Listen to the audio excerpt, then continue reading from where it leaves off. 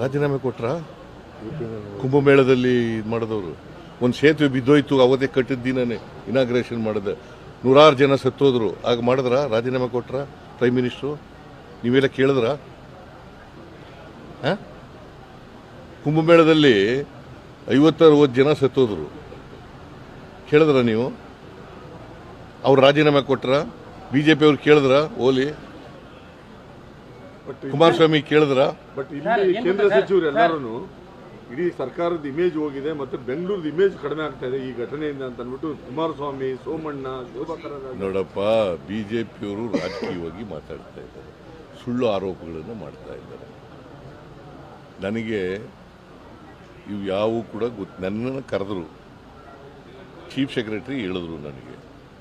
ನಾವೆಲ್ಲ function arrange ಮಾಡಿದ್ದೀವಿ sir ನೀವು ಬರಬಹುದು ಅಂತ ಹೇಳಿದ್ರು ಆಯಿತು ಮಾಡಿ ಅಂತ ಹೇಳಿದೆ ಓಕೆ ಅಂತ ಬಟ್ ಕ್ರಿಕೆಟ್ ಅಸೋಸಿಯೇಷನ್ನವರು ಕರೆದ್ರು ನನಗೆ ಇಲ್ಲಿ ಕರೀನಿಲ್ಲ ಸ್ಟೇಡಿಯಂ ಕರೀಲಿಲ್ಲ ವಿಧಾನಸೌಧಕ್ಕೆ ಕರೆದರು ವಿಧಾನಸೌಧದಲ್ಲಿ ಯಾವ ಅಹಿತಕರ ಘಟನೆ ನಡೆದಿಲ್ಲ ನನಗೆ ಗೊತ್ತಾದದ್ದು 5:45ಗೆ ಸತ್ತೋಗಿದ್ದಾರೆ ಅಂತ ಗೊತ್ತಾದ್ದು ಸ್ಟ್ಯಾಂಪೀಡ್ ಆಗಿದೆ 5:45ಗೆ ಗೊತ್ತಾದ್ದು ಆಕ್ಚುಲಿ 3:50ಕ್ಕೆ ರಿಪೋರ್ಟ್ ಆಗಿದೆ ಆಸ್ಪತ್ರೆಯಲ್ಲಿ ಸತ್ತಿದೆ ಅದು ನನಗೆ ಗೊತ್ತಾದ್ದು 5:45ಕ್ಕೆ 5:45ಕ್ಕೆ ಬರ್ಕಳಿ ಕರೆಕ್ಟಾಗಿ ನನಗೆ ಅಲ್ಲಿವರೆಗೆ ಸ್ಟ್ಯಾಂಪೀಡ್ ಆಗಿ ಸತ್ತೋಗಿದ್ದಾರೆ ಅಂತ ಗೊತ್ತಿಲ್ಲ